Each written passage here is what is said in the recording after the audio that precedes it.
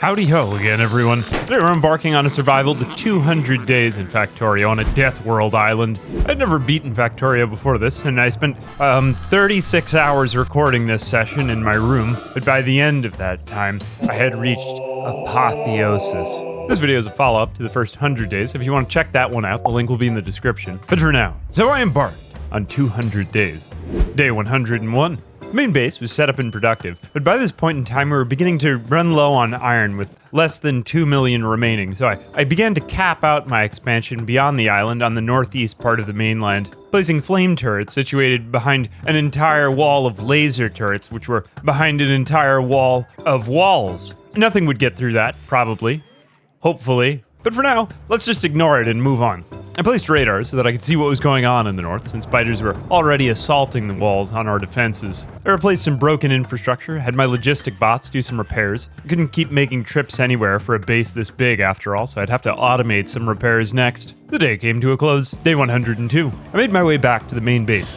Train tracks, consolidated, power, augmented, and after a little more fiddling around by Day 104, I started on setting up iron deliveries by train.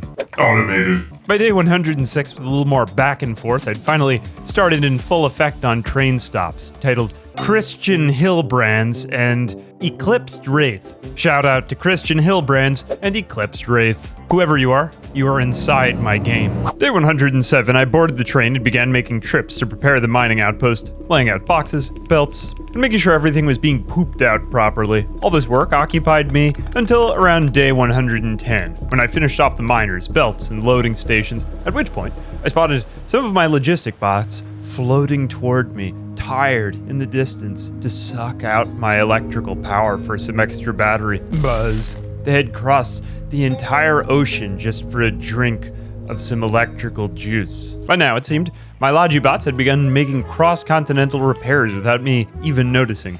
Honestly, kind of a cool moment when your bots just start taking over. And oddly sentimental. But this story isn't about love. This story is about war.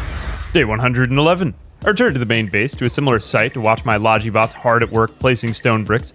But then they weren't hard at work anymore because the power supply was flickering. It was at this time that I realized after 20 hours of playing Factorio non-stop, I'd made a huge mistake. I had thought that 5 steam engines worked with each boiler.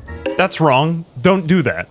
Only 2 will work with each. So I had to undo all of that, but I did make up for it with better blueprints, and by day 113 I'd extended the setup and improved the power flow. Bing! Power improved. Days 114 to 116, it was all about replacing the train's chest with steel to hold more iron ore. Day 117, I couldn't figure out why my steam engines still weren't working, so I just spammed in water pipes until they started chugging again.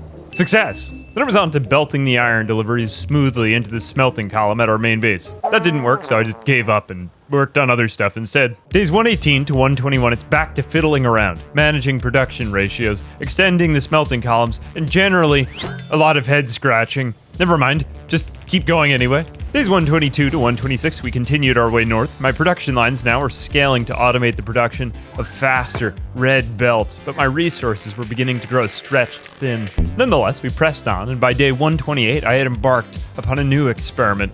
Fluid management from all of my oil refineries. I'd never done this before, and I had no plan or organization at all, nor any idea of the scope of the project, so I just kept extending everything in one production line on the left side. Surprisingly, this worked pretty well, at least it did get me all the way to endgame, and it was enough to build blue belts, faster than yellow and red. The ultimate belts. And by this point, I figured I must have been nearing the end of the different types of resources I'd require if I'd made it to blue belt, which was important because we're running out of space before the ocean begins just any further from here, and we'll be underwater. From days 129 to 133, it was all about prepping for low-density structures, fixing my belt from before to make paths for new resources, but not really, it was just sort of a disaster. But we'll just keep going anyway. From days 134 to 137, it was back to the production chain to complete the prerequisites for yellow science, the last craftable science, and honestly, my ultimate corporeal destiny as an engineer.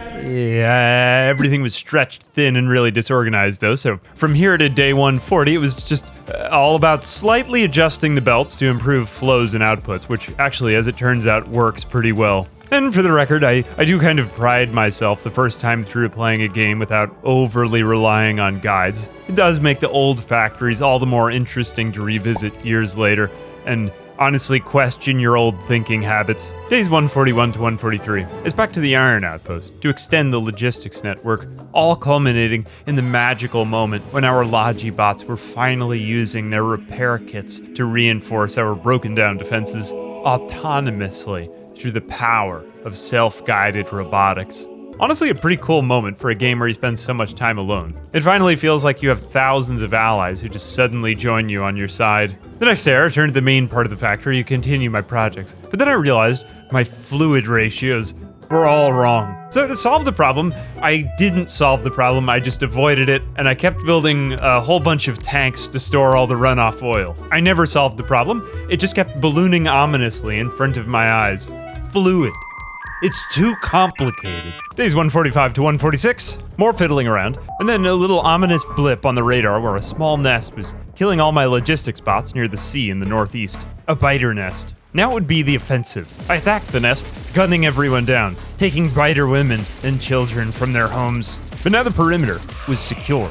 Days 147 to 152, it's back over to the base for more procrastination, adjustments, and fine-tuning. Now we can upgrade our belts. And let me confide in you, replacing slow yellow belts with faster red belts. For above all, a dense cluster of iron plates is immensely satisfying.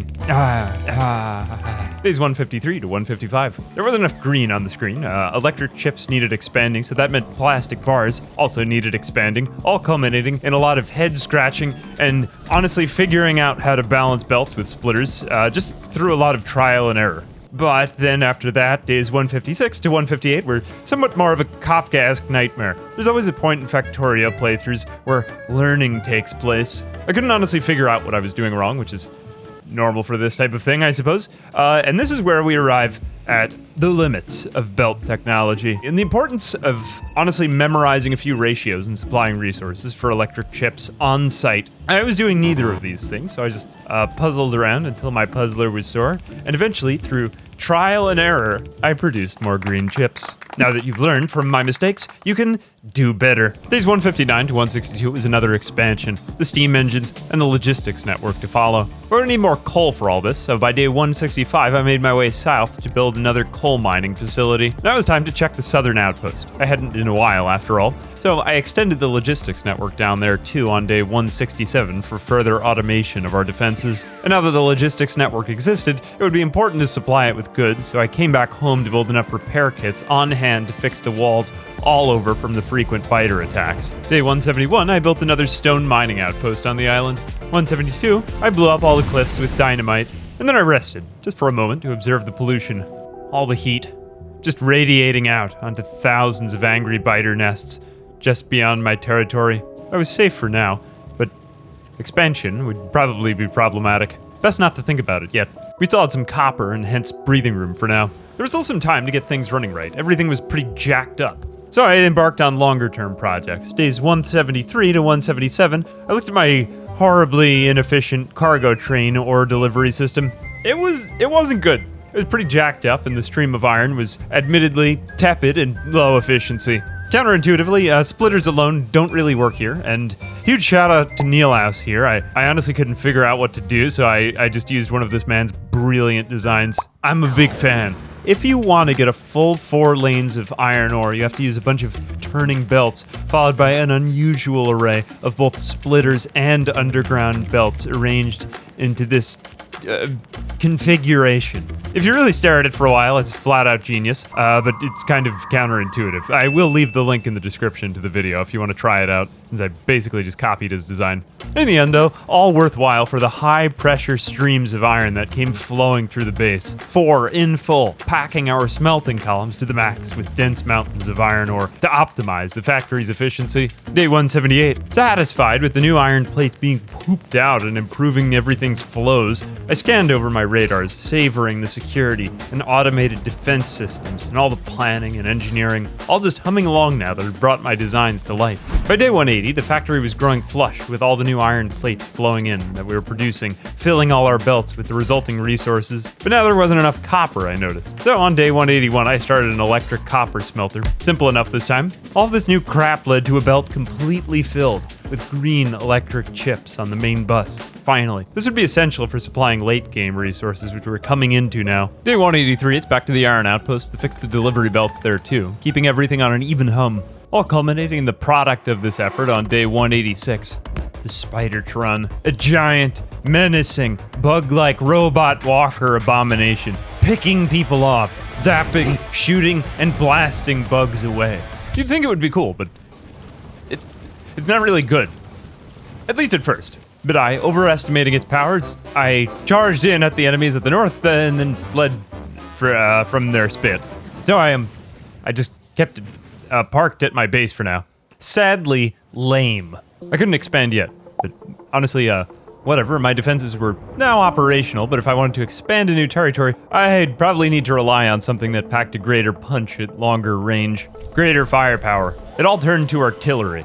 So I set out with that as my goal. Day 192, I started expanding my production northward. I need bombs, so I dragged sulfur and coal to the edge of the North Shore and started filling the ocean with landfill for more factory. I need to build the missiles in the north, automatically fill my artillery train cars, and park the trains in the south to deliver the payload there at the biter nests over the copper veins. Then, and only then, could we expand to another outpost. Day 195, it was time to get started on a new set of train tracks around the island. So I laid the rails by the shore, cut down the forests and the cliffs. At the very end, plunked an artillery car onto the tracks.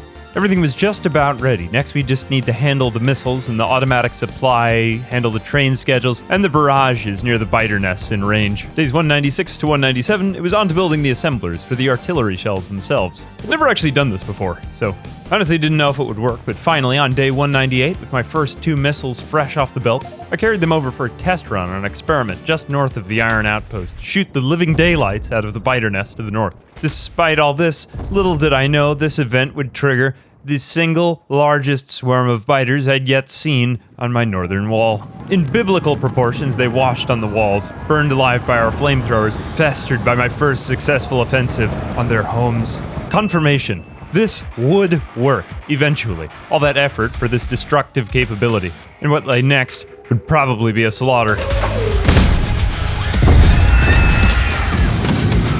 But that's enough for now. We're unfortunately at the time where I have to leave this one on a cliffhanger since we're at the 200-day mark. More to come. As always, I'm Ambiguous Amphibian. A big thanks to my patrons who hunger for bug flesh in the morning. Until next time.